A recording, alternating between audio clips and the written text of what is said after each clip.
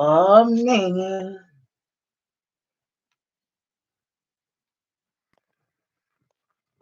Yeah. Come on in the room. Damn, can y'all even see me? Hold on.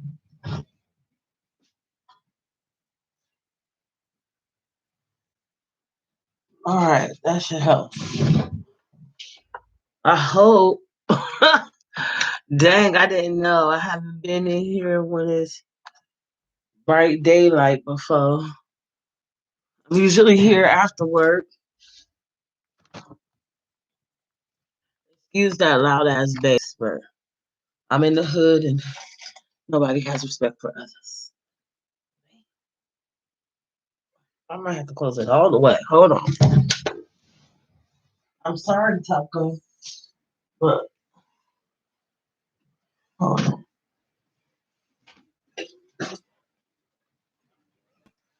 All right. Hopefully that helps. Yeah, that helps a lot. All right, word. We in here. We in here. First of all, let me shout out. Let me shout out to Shunda, the Cash App last night. I just want to make sure she see it.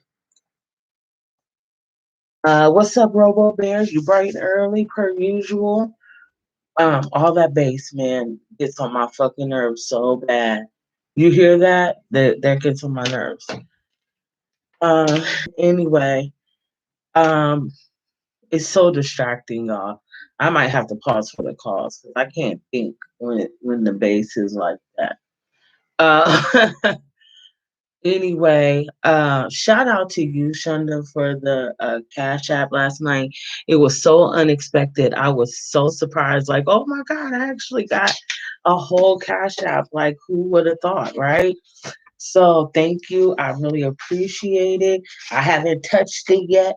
I'm gonna buy something good with it, okay? So maybe some bottle of wine once I get away from this these ratchet motherfuckers. Anyways, we in chapter 6 for the medical apartheid. I didn't get a chance to research with page 137 like I wanted to because I just got off work and I spent 11 years making phone calls. So we're going to get into the mix. Let me think for a second. Is there anything that I wanted to talk to y'all about? Nothing else popped up that I wanted to mention. I know for sure I just wanted to jump in, read this chapter, and enjoy the rest of my little early day. Okay. Now, if you see the curtains moving, it is Taco. Okay. So, yeah.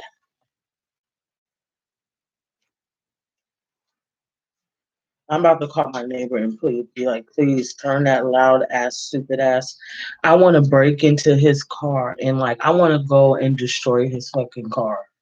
Like I really do. I feel like I'm on that verge. About to take a bat to that motherfucker. But anyway, let's get into chapter 6 while I do my best to not be annoyed by my annoying neighbors.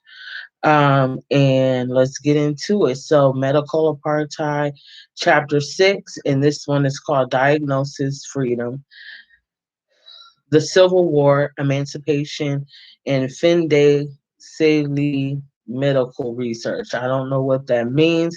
I didn't even try to look it up. So, you go ahead and look it up and let everybody else know in the comments what it means. Okay. So, here's a quote from Dr. William P. Dre. Drury, Superintendent, Virginia State Hospital for the Insane. Oh man, here we go. The regular, simple life, the hygienic conditions, the freedom from dissipation and excitement, steady and helpful employment, enforced self-restraint, the freedom from care and responsibility, the plain, wholesome, nourishing food, comfortable clothing, the open air of life upon the plantation, the care and treatment when sick. In those days, all acted as preventative measures against mental breakdown in the Negro. Hmm. That sounds like regular life for like a regular person, right? A witty statesman said, "You might prove anything by figures." Thomas Carlyle. Anyway, let's get into the chapter. His medical screeds indicate that Dr. Peter Bryce, superintendent of the Alabama Insane Hospital, thought of himself as progressive. He had run the Tuscaloosa institution since 1860, opening and priding himself on his currency with scientific advances in mental health. Unlike other institutions for lunacy, his was no human warehouse where diagnostic labels were applied intuitively and treatment was homey and futile. Bryce was scientific. He compiled carefully annotated cases, case histories, and observed patients closely before uh, hazarding a diagnosis informed by the very latest in medical research, even research on blacks. For unlike most Southern asylums, Bryce has admitted a few patients. In 1867, he admitted a former slave of his, and now the very next year, a hyper vigilant 45-year-old ex-slave named John Patterson had been brought for treatment. Patterson was clearly manic, possessed of an unfocused energy for that Bryce had encountered often. The doctor believed that, as with other blacks with this condition, the psychological pressure of caring for himself when Patterson possessed neither the intelligence nor the judgment to do so had proved too great, and Patterson had sunk into madness.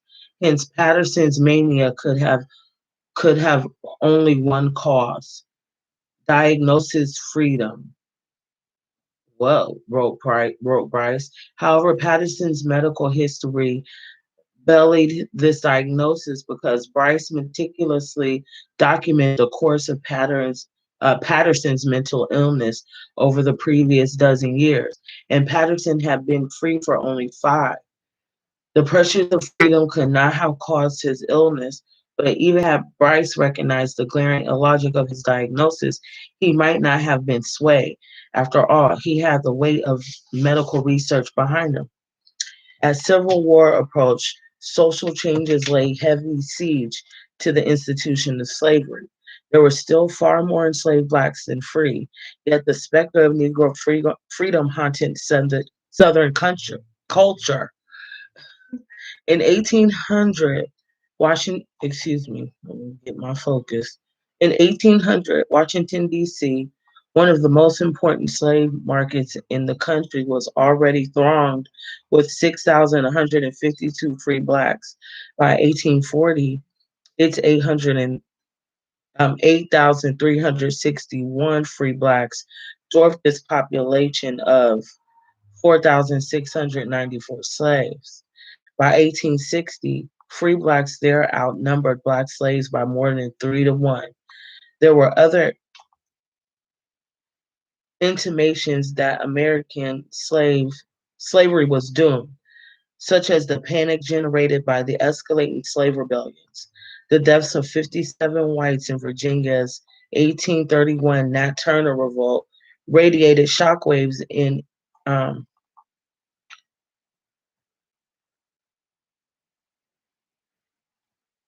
hold on. I'm sorry. I got some creases in here. I'm sorry. I'm sorry. Okay, throughout the slave holding. I need my little thing. I'm sorry. I lost my place. I'm so sorry. They desperately repressive legislation throughout the slaveholding South. Some states, such as Tennessee, even forced free blacks to leave. Perhaps the unkindest political blow of all was by Thomas Jefferson's grandson in 1831, when he introduced a bill in Virginia legislature to abolish slavery. It was defeated by only 7 votes. By 1840, the South's grip on slavery was loosening, but its non-diversified agrarian economy, political power, and medical advances remained. remain utterly dependent upon an unpaid labor force. However, even more was at stake because the burgeoning ranks of the free blacks upped the ante in all or nothing game of social Darwinism. Without the restraining effects of white control, the pro slavery camp argued slaves, mulattoes, would outbreed whites in short order. Indeed, the official count of mulattoes had leaped at least 50% in just 30 years, and this number represented only the acknowledged progeny of black white mirrored that proliferation of free pale skinned mulattoes would soon efface the all important social boundary between white and black, rendering whiteness meaningless. Years later, they frequent y'all. They frequented white Negro exhibits in circuses to experience a free zone of delicious revulsion at a distance. Excuse me. A Coney Island of the Southern mind. Now, the threat of the white Negro was too common and too immediate to entertain. Scientific races rode to the rescue by explaining that mulattoes were too weak and infertile to infiltrate and replace whites.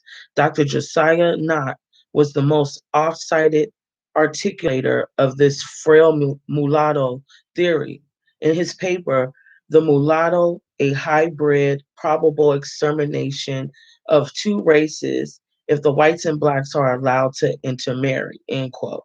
Not explaining that mulattoes were an infertile, weak species who died at a younger age than did whites, and whose progeny were born feeble. Thus, a mulatto's family line would die out long before the visible evidence of a black foreborough became undetectable. Get your stupid ass out of here with your lying ass. He is lying.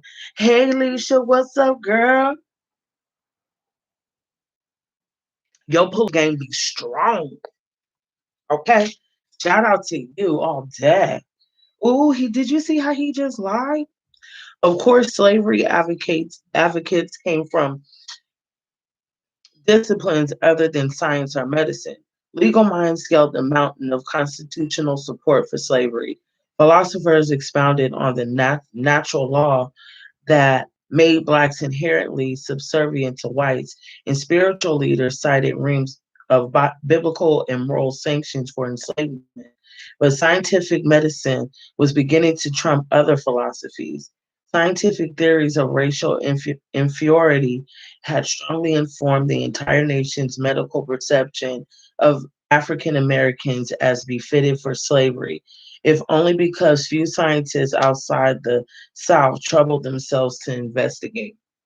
However, by by the 1840s, the larger American social climate was inimical to slavery. The North's industrialized economy no longer depended upon cheap Southern labor, and the rest of the nation had grown jealous of the political power that the Three-Fifths Clause imparted to the South. Its slave population allowed Southerners to control Congress. International opposition to slavery had made it an institution truly peculiar to the United States. The nation had become a lonely Western trafficker in human chattel. The medical rationale for slavery that inferior and feeble blacks were simply unable to govern and care for themselves, and derided as insular and self serving, and counted few active sympathizers outside the South. In this contentious climate, the sixth U.S. Census of 1840 began enumerating whites and free and enslaved blacks for the first time. The census also undertook the count of the insane and idiots. 19th century argot for the mentally ill and intellectually challenged. Damn. Okay, so they just started. Okay, lazy motherfuckers. When the census was completed, no one was prepared for its revelation. It enumerated 17 million Americans, of whom 3 million were Black. But far from important, it revealed that Blacks suffered far worse health, especially far worse mental health, than did enslaved Blacks, who enjoyed low rates of disease and suffered almost no mental illness. Hold on, right.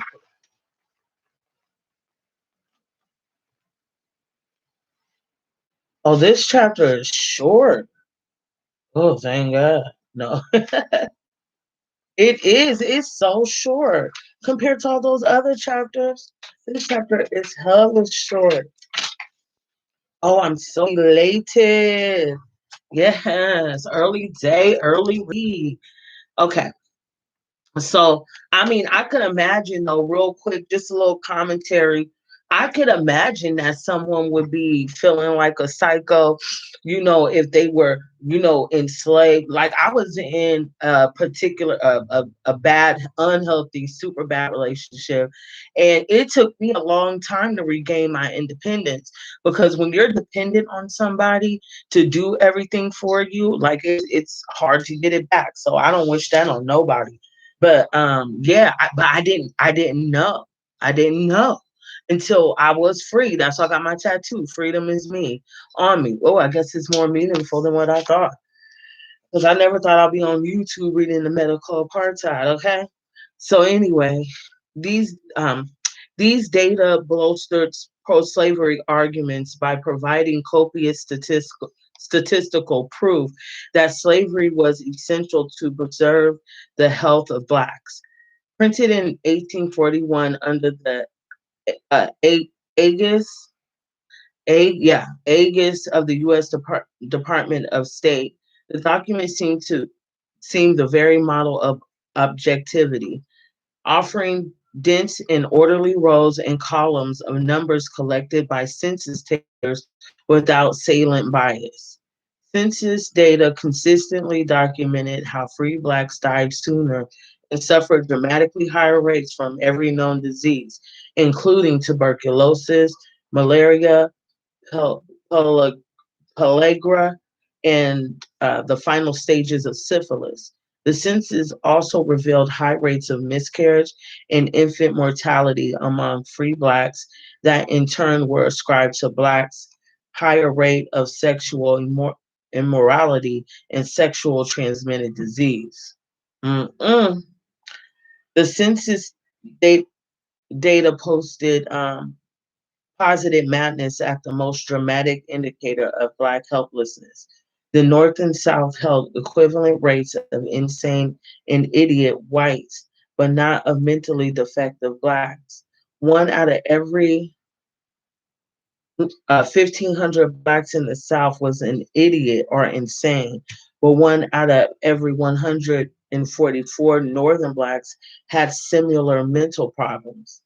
Thus, medical defects were 11 times more common among free Blacks in the North than among slaves. Even the northern state with the lowest percentage of insane Blacks, New Jersey, had twice the Black insanity rate of Delaware, the southern state with the highest rate. This powerful scientific argument for slavery was fed by research conducted by the presumably disinterested federal government, not by Southern slavery apologists. Slavery's defenders quickly roused themselves to explain to naive Northerners the dangers of freedom for, for the sickly freedmen of the North who sank into debilitating insanity when faced with having to provide for themselves or indeed to undergo any of the pressures of daily life that whites managed as a matter of course. They claimed that Blacks lacked the mature judgment of whites and were unable to resist the allure of liquor, indiscriminate sex, constant dancing, and frequent fighting.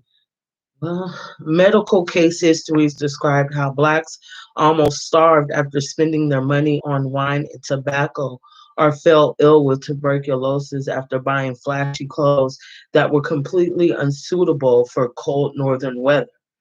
Moreover, blacks' probable doom was not ascribed simply to lower intelligence, because their profoundly defective bodies were prey to a host of diseases that never plagued whites.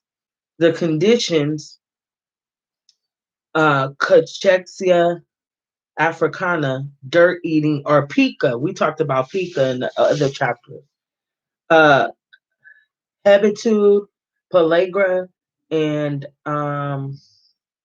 dysthesia, ethop- etopica, which have been discussed earlier with just a few examples, and new black diseases still were being discovered. Mm-mm. Blacks' fertility had also fallen, allegedly because they were murderously indifferent mothers and absent fathers, the best of circumstances. Without white intervention, black children had even less of a chance at life with their parents, less of a life, less of a chance at life than their parents. Slavery was also thought necessary to protect whites because freely roaming sick blacks were perceived as vectors of infectious disease. These supposed concern for health of blacks and alarm of safety for whites provided a welcome dual rationale for enslavement, and it justified draconian public health methods such as racial segregation to contain the contagion of freed blacks. Wow, that's a few things there. Like one, the weather change. So here it is, they coming from the south to the north, not expecting the different condition, the climate conditions. So they're used to it being hot. It's generally warmer, in the south. They come into the north, they got them harsh ass winters. So they probably don't even know how to dress for that shit. And then two, think about all that trauma that they've seen. Like we talked about some of that trauma yesterday in chapter 5, right? So they're finally free, but it has to be on some level some sort of survival remorse, right? Some sort of PTSD. What's that doctor's name?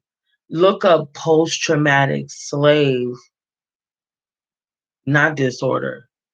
She used another one. Post traumatic slave syndrome. Watch her lecture on that. It's a woman. I always forget her name. She light skinned and she got a curly afro. Post traumatic slave syndrome. We still suffer from it to this day because it's passed down a lot of the traditions, even like one, for example, our diets, it's passed down through that um from our ancestors on the way that they lived, how they had to survive and shit like that. So that's deep. That's deep. And it was something else. I don't know. That's just deep. I'm gonna move forward. I forgot my other point. It might come back. So little trouble do men take in search for the truth. Some guy with a stupid ass name once observed. So readily do they accept whatever comes first to hand. The behavior of the U.S. intellectual elite validated his centuries old lament. His name is Thucydides. I don't know what the fuck his name is. Powerful statistical arguments for slavery were widely accepted in the corridors of power, and census data spiced many of fiery political speech delivered by powerful politicians.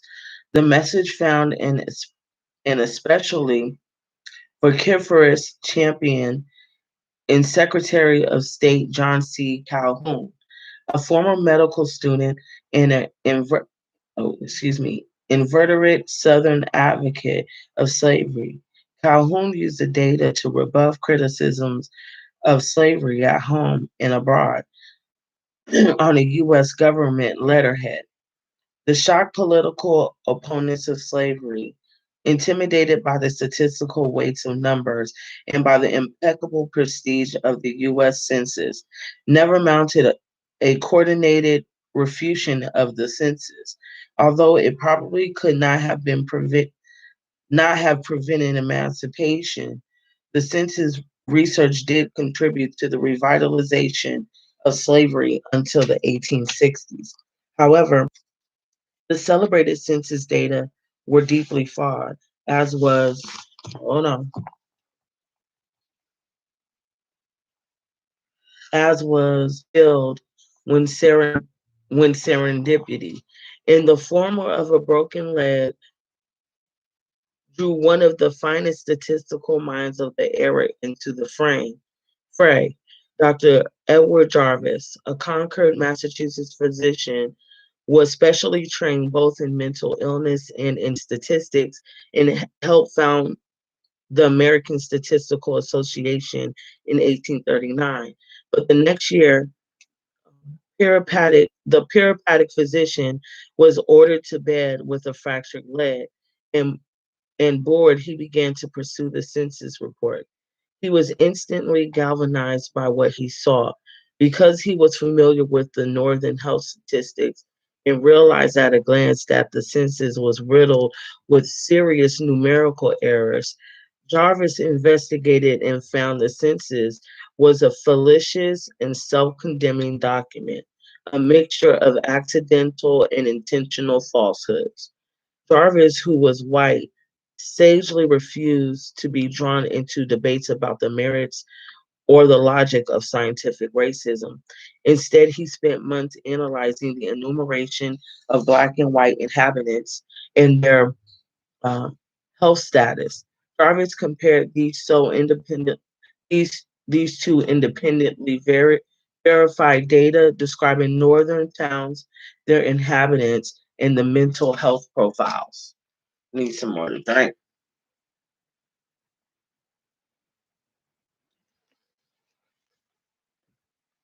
Health profiles. He emerged with a catalog of misinformed calculations and the deliberate insertions of hosts of fictitious numbers.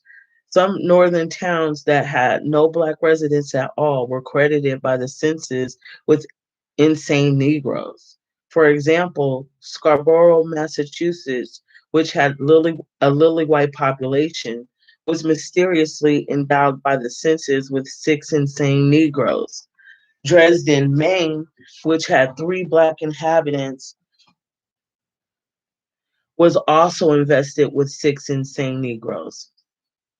The 1840 census indicated that the town of Worcester, Massachusetts, was the home of 133 colored lunatics and idiots, but this was actually a number of white patients in Worcester State Hospital for the insane. Wow, so they weren't even Black. Oh my God. The mysterious appearance of these imaginary Black insane was only the beginning of the census duplicity. When Jarvis compared the numbers in federal census, which was still being refined, with the accurate verified state census, the numbers for Blacks and whites were erroneous. Even the numbers in the four printings of the 1840 census differed without explanation. His damning indictment of the census criticized only the northern data, but even before Jarvis had completed his attack of the northern data, Dr. James McCune Smith of Harvard had deftly analyzed both the northern and southern numbers. Smith, an African American physician, scientist, and social theorist, had earned an MD from Scotland's University of Glasgow in 1837. In 1837, after American schools barred his entry on racial grounds.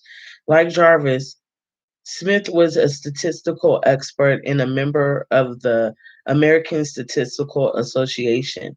His clear analysis addressed the flaws in the Southern data, revealing that the census methodology was so deeply flawed that it was tantamount to the libel regarding the health and mental status of African Americans.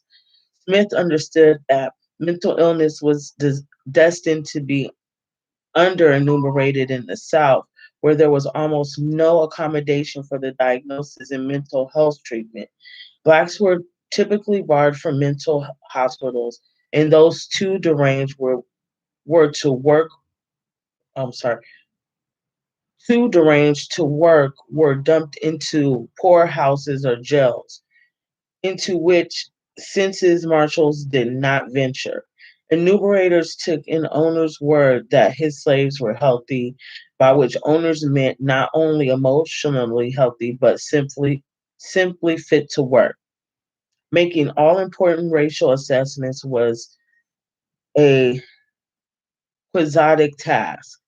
Census marshals had been told to go from house to house to make note of every occupant to determine his or her race and health status. Such a simplistic assessment of people who were varying mixtures of Native American, African, and European was a Herculean task in itself, and determining a race was made futile by such laws such as the 1/8 rule or the one drop rule, which tended to assign a colored label to anyone with this discernible or known African heritage. Although race was hard to gauge visually, census takers accepted a neighbor's assessment or simply glanced at a member of the family to determine its race, with predictable results. Take Jack Coon of Alabama. A federal census marshal had listed him as white in 1850, but that year's state census recorded him as a mulatto freedman. In 1860, U.S. Census, Coon was listed as Indian. It was similarly different to determine health status. Diseases such as syphilis, cholera, and uh, pellagra were largely racialized, and whites who suffer from them were loath to admit it. Meanwhile, diseases such as syphilis were ascribed to blacks in mass. A owner's complaint that all his slaves were sexually immoderate and had syphilis was taken literally. Even legal status could deceive. Some planters misrepresented their slaves as free persons to avoid taxes. Census takers were duped by the ruse or were complicit. On May 3rd, 1844, Smith submitted to the U.S. excuse me to the United States Senate a memorial, a true analysis of the census document, denuding its many flaws, fallacies, okay, and reducing it to an absurdity. His paper, Comparative Anatomy and Physiology of the Races, delivered before New York City intellectual elite, also painstakingly refuted the science that sought to explain the excess insanity among free blacks, including the popular theory that the Negroes arrested cranial development resulted in a smaller brain and lessened intelligence. That year, Jarvis published a similar refutation with this editorial comment. Here is proof to force upon us lamentable conclusion that the sixth census has contributed nothing in the statistical nosology of the free blacks. Such a document, as we have described, heavy with its errors and misstatements. So far from being an aid to medical science, it had thrown a stumbling block in its way, which will require years to remove. Mm, that's heavy stuff. Oh wow. His last statement had proved precedent. Congressman former President John Quincy Adams propelled a resolution through the House of Representatives to compel Secretary of State Calhoun to re-examine the census for gross errors.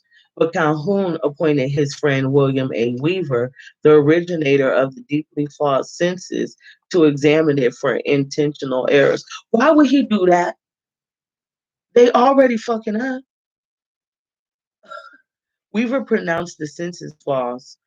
Calhoun reported this to the House of Representatives, permitting himself a bit of a triumphant ceremony, uh, ceremony, oh my God, sermonizing on the dangers of Black freedom.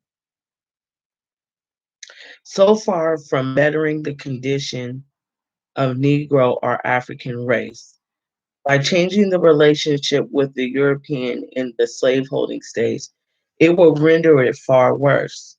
It would indeed to him be a curse rather than a blessing. This manipulation, this manipulation of public health data, specifically in furtherance of racial agenda, illustrates that public health and medical research are not mutually exclusive. Worse, the erroneous figures and conclusions persisted in medical journals. In 1851, the August American Journal of Insanity reprinted without comment an article asserting the following. It is obvious, taken from the following schedule, that there is an awful prevalence of idiocy and insanity among the free blacks over the whites and especially over the slaves. Who would have believed without the fact in black and white before his own eyes that that every 14th colored person in the state of Maine is an idiot or a lunatic? Let me read that again.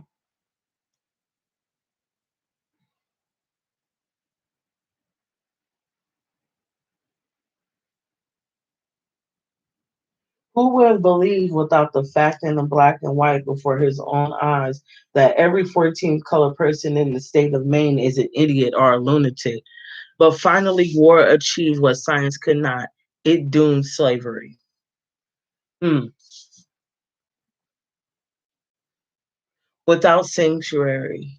Military medicine proved inadequate in the face of legendary carnage. I'm sorry, y'all. Military medicine proved inadequate in the face of legendary carnage wrought by the war between the states. 86 of every 1,000 white volunteer soldiers in the Union Army died, but proportionally 1.5 times more black Union soldiers, 148 per thousand, succumbed. One Northern officer declared, "You can't replace these white boys, but if a nigger dies, all you have to do is send out and get another one." Oh my God, that made me think of my grandfather and great grandfather and my dad. That's how they looked at them. Here they are, you know, fighting for their country so they ain't have to be no slave or whatever. And they just think of them as, of nothing. They're just replaceable, dispensable. Not dispensable. Is that the right word? Well, anyway, still, it was much safer and healthier to be a black soldier than a black civilian. What I said. Most slaves fled the plantations when the war began, and most free blacks fled the South. This internal nation of homeless roamed northward, hungry, tattered, sick, and penniless, seeking safe harbor. As the Union Army drove back the boundaries of the Confederacy, it initially took control of 750,000 Black people. The government assigned responsibility for their care to the reluctant Union Army, which argued that it had neither the resources nor the expertise to, to give the refugee Blacks the care they needed. Nevertheless, during its peak year, 1866, the Army's Freedmen's Bureau health system comprised 46 field hospitals, 52 colonies, asylums, and dispensaries, smaller clinics, 118 physicians, and 406 hospital attendants. Waves of sick blacks were herded into camps without adequate nutrition, sanitation, or medical care. Only 138 physicians ever cared for the 1.1 million freemen who eventually lived in the camps. And many of these doctors expressed disdain for the black air quote animals, as at least one doctor called the contraband in front of relief workers. Some flatly refused to care for them. Oh my God, that's so sad. You know what that reminds me of? You remember that movie Glory? That's what this reminds me of. I'm just hearing it. Oh my Lord, Lord, Lord, Lord. Mhm. A lot of them had to care for their own selves. The results were predictable. One out of every four freemen died in the camps. Many died of rampant infectious diseases, especially tuberculosis. Infant mortality, which had always run high among enslaved blacks, swelled exponentially. The African American refugees themselves staffed and ran the camps, while always under the argus eyes of paid white administrators. The high disease and death rate, primitive medical conditions, and callous attitudes of some camp physicians further fed African American distrust of medicine. I mean, look how you doing. Why the fuck would they trust you? You got to be a fucking bonehead to trust them. They looking at you all fucked up, letting you die. You in the next bed watching them, letting them die. Like, why would you trust them? When you get back home to your fam, what else are you gonna think? You just seen some ill ass shit of somebody in the worstest situation, and they didn't give a fuck. What else are they supposed to be thinking? No wonder they went crazy. No wonder they needed some drinking cigarettes. They done seen some ill shit. I would need me a shot of whiskey my damn self. And I don't even like hard liquor. I like wine. When the war ended, Martin L. Delaney, MD, who had distinguished himself as an officer and surgeon during the war, headed the Freedmen's Bureau, but its medical services were sabotaged by a lack of financial support. When the Freedmen's camps dissolved, no public health support replaced them. Poverty and desperation trapped Southern blacks into an insidiously indirect new form of slavery, sharecropping. Oh, wow. What you say? It is, but I mean, you right. I can't even say I disagree. You know what I'm saying? I feel you. Like I be having some really, really dark thoughts myself, but we're here for a reason. It's here for us to figure out. You know what I'm saying? But I hate these weirdos too. Believe that. Um, Is this the same? Oh, no. However, 19th century scientific medicine, bolstered by census data, perpetuated the belief that blacks inherit inferiorities, not exposure, starvation, and neglect, catalyzed by wartime privatization, caused public health disaster. Oh, caused the public. So, not that,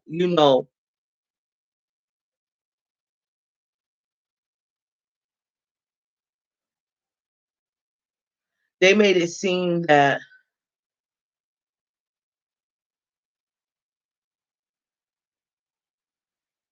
So they basically trying to say that,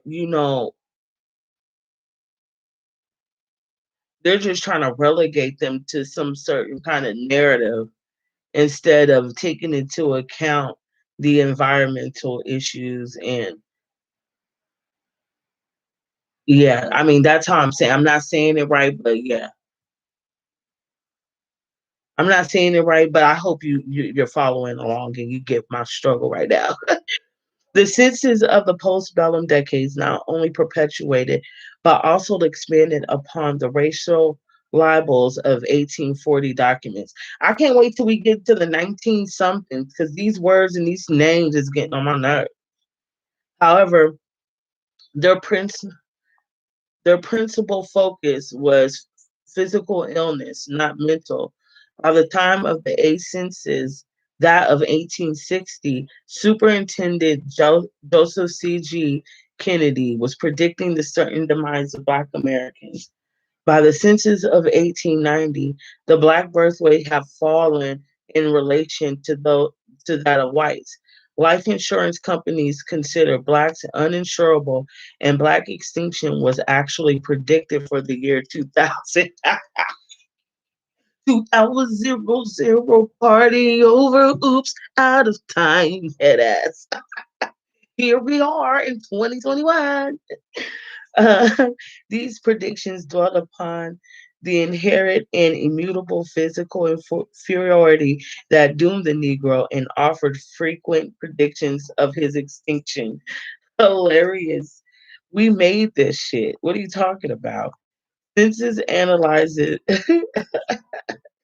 Census analyzes ignored many environmental and external causes of illness among Blacks, and Blacks were held to an inherently susceptible to venereal diseases and to such air quote Black diseases as pellagra and imaginary diseases such as hepatitis.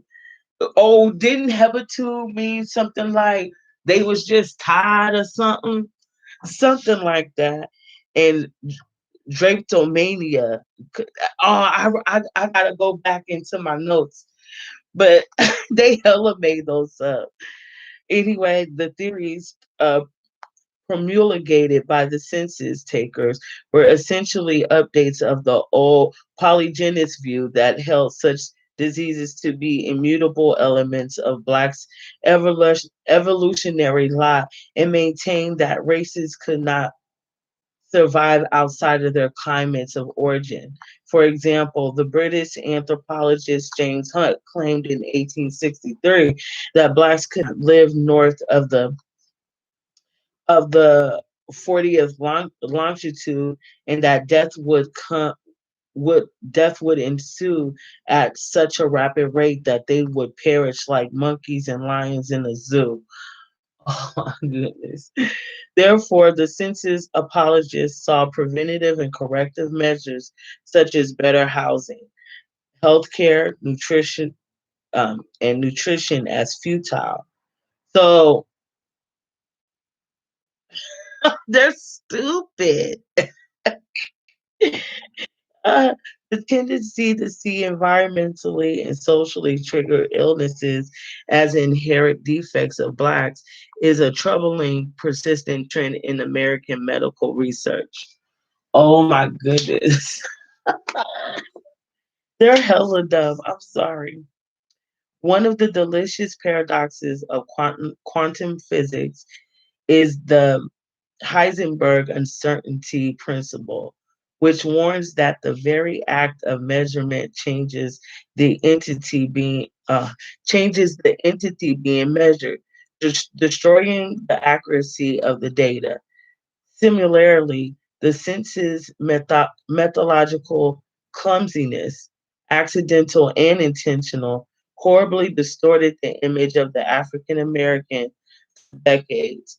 Yet the chief distortions of the senses were intentional falsehoods, and these constitute yet another powerful example of how scientific fraud and abuse have often been traveling partners when it comes to research into African American health. Yeah, because these motherfuckers don't even think we felt pain for real. Okay? You see how much surgeries they did on old girl? And talking about some she taking the surgery raw, nigga just ready and basically saying, oh, the white girls don't, they can't tolerate all of that. But the doctors had to leave the room because her screams were so loud that they couldn't bear them anymore. Like, shut the fuck up. I hope they all, everything they did, I hope it come right back to them. I do. I hope they in hell getting stretched. As a successive assortment of mental health and intelligence theories were adopted, proved, and then discarded through the end of the century. These theories shared two constants. They were all detailed numerical assessments that indicated the lower intelligence of Blacks, and they all measured a fixed attribute that could never be improved. Phrenology, for example, involved determining personality, including a propensity to violence. By interpreting the shape of the head, intelligence was gauged by measuring the size of a brain, either directly by measuring the cranial capacity of a skull. Scientists comparing the cranium capacity of a skull. Period. Pause, girl. Dang. Mm-mm.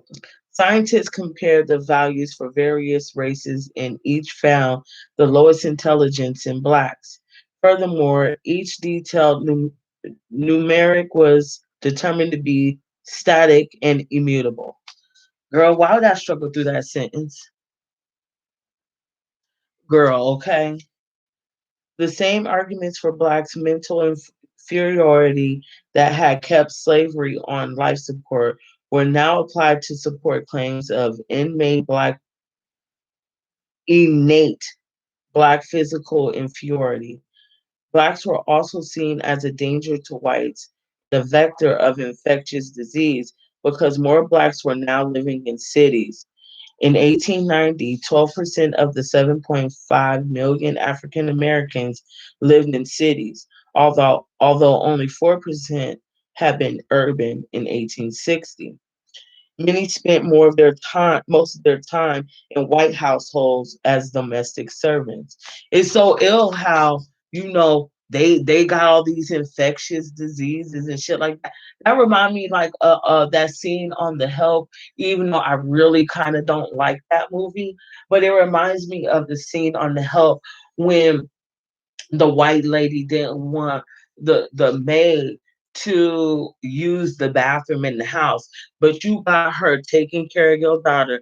You got her fixing your husband's food. You got her cleaning your house. You know what I'm saying? Like the logic behind that bullshit just don't ever make no sense. You know what I'm saying? It just really don't make no sense. But when she had to go pee or use it right quick, they built her a bathroom outside, like girl, and she went in that bathroom and used it anyway. I know that's right, but that's crazy. Uh, Thus, the advent of the 20th century saw a complete reversal of a basic mantra of scientific racism. Medicine had once justified slavery on the basis that blacks were hardier than whites, and so were ideally suited to survive and to work in harsh climates that would have not meant death to more delicate whites. Now it was African Americans who were adjudged too delicate to serve. A familiar theme of medical journals, excuse me, a familiar theme of medical and People magazine articles alike became, would blacks survive the new century? Girl, stop. What magazine was that again? Medical journals and popular magazine articles. Okay, they didn't specify a type of magazine, but will blacks survive the new century? Ding! Yes. Ooh, that's funny. Turn of the century research into what? Hey, what did Erica Badu say? Most intellects that don't believe in God, but they fear us just the same. Yes. Okay, stop. Okay, I'm done. turn of the century, research into once rapid disorder pellagra illustrates the tenacity of the identification of disease with inherent black frailty. Pellagra is marked by a constellation of symptoms as deep skin eruption, as deep skin eruptions are followed by diarrhea, dementia, and in 40% of the cases, death. Many survivors were relegated to mental institutions. It was long considered a black infectious disease caused by poor hygiene and was called the sharecropper's scourge. Mm. Pellagra was actually neither a black disease nor infectious, but a deficiency disease caused by poor blacks sparse in a bad diet, basically, of white corn and inferior fatty pork, which was severely deficient in niacin and essential animal acids. And that's what they were saying on the other page. Like they wasn't taking into consideration diet, their mental stability, all the things that we know to make a productive human being today, and then they would just cast them aside. And think about this: if all you eating is cornbread and pork backs, then what the fuck you think is gonna happen? There's no balance in that diet. And on my show, I'm like, if you don't eat if your plate don't look like the rainbow, let it go. That's what I teach my nieces and nephews. And you know what I'm saying? If it don't look like a rainbow, let it go. Slide out. But after 1906, economic downturns and changes in processing corn that remove remaining traces of niacin fueled more than widespread nutritional deficiency among white Southerners as well. And pellagra was now recognized as a public health emergency. In 1914, the United States Marine Hospital, forerunner of the U.S. Public Service, assigned Joseph Goldberger to investigate. Goldberger, the industrious son of I knew he was Jewish, of the Jewish immigrants, and an 1895 honors graduate of Bellevue Hospital Medical School, doubted that pellagra was a black disease. In addition, he did not believe it was infectious because he had noted that the patients, but not the staff of institutions, tended to contract it, and infections tend to be more democratic.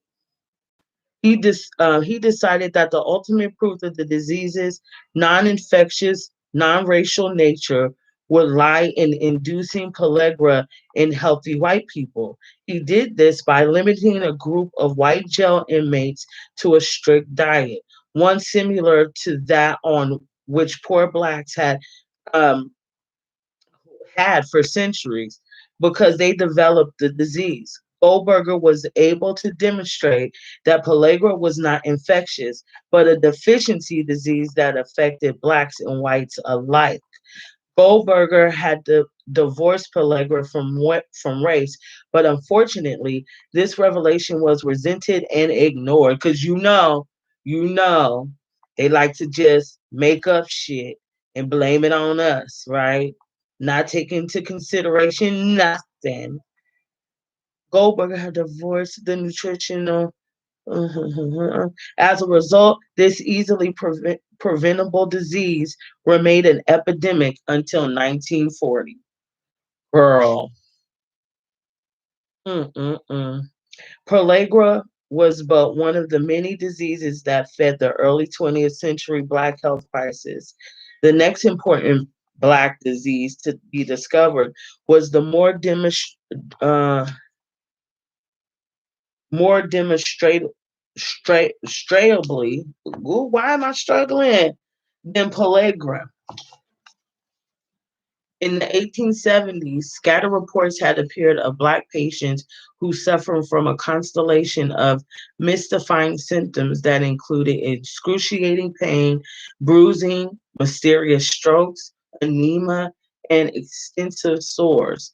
In 1904, Walter Clement Noel, a wealthy Black first-year student at the Chicago College of Dental Surgery from Grenada, was admitted to the Presbyterian Hospital. Dr. Ernest E. Irons, the intern who cared for him, obtained a medical history and performed a routine physical blood and urine examinations. In the blood smear, Irons saw that Noel's blood contained many pear-shaped and elongated forms. In rapture, wrong-shaped forms. In rapture, Irons sketched them, suspecting that they held the key to Noel's symptoms. He also alerted cardiologist James B. Herrick, his attending physician. Together, Herrick and Irons cared for Noel for over the next 2.5 years. But when Herrick wrote up the case for publication in 1910, including their opinion that Noel's disease was that it only struck Blacks, he excluded Irons from the publication and so received sole credit for the discovery of Herrick's anemia. Oh my God, which is now called sickle cell anemia. I knew it was that because of the elongated forms that Irons first recognized. Disrespectful. Noel returned to Grenada to practice dentistry, dying only 9 years later at age 32. Many Blacks have been treated for the severe pain and mysterious injuries of sickle cell anemia, even during slavery. But Noel's was the first case to receive such intensive attention and investigation, perhaps because as a wealthy foreign dental student, he was a medical insider and a class peer of his physicians. Today, most of the 72,000 Americans with sickle cell disease are descended from Northern Africans or Sub Saharan Africans. One out of every 500 African Americans and one in every 1,000 to 1,400 Hispanic Americans suffer from sickle cell anemia. Yet the disorder also affects millions of people, nearly every ethnicity in South America, Cuba, Central America, Saudi Arabia, India, Turkey, Greece, and Italy. In fact, almost anywhere malaria is found. Damn. For the common denominator of sickle cell is not race, but living in proximity to the malaria bearing Anopheles mosquito. Possessing a gene for sickle cell disease affords protection against some strains of malaria. And so people with this gene have an evolutionary advantage in areas where malaria is prevalent. US whites suffer from sickle cell anemia as well, but is often misdiagnosed as a related blood disease. And when the occasional white person is accurately diagnosed with sickle cell anemia, hold on, y'all. Anemia, this is still presumed a tantamount to the discovery of an occult Black biological heritage rather than simply a case of the disease in a white person. Damn. Excuse me, y'all. However, within a decade of its identification, the erroneous belief that sickle cell anemia strikes only Blacks became firmly entrenched, thus reinforcing belief in the inherent inferiority of African Americans. Damn, that's ill. So instead of just being like, "Oh man, you're just a white person who has sickle cell anemia," nope, you must got some nigga in you. Like, African American physicians did not passively accept damning indictments of Black physiology. The slowly increasing number of Black physicians, among others, rose to the challenge by establishing hospitals where Blacks could obtain medical care. Daniel Hell Williams, who performed the first open heart operation, founded Provident Hospital in 1893.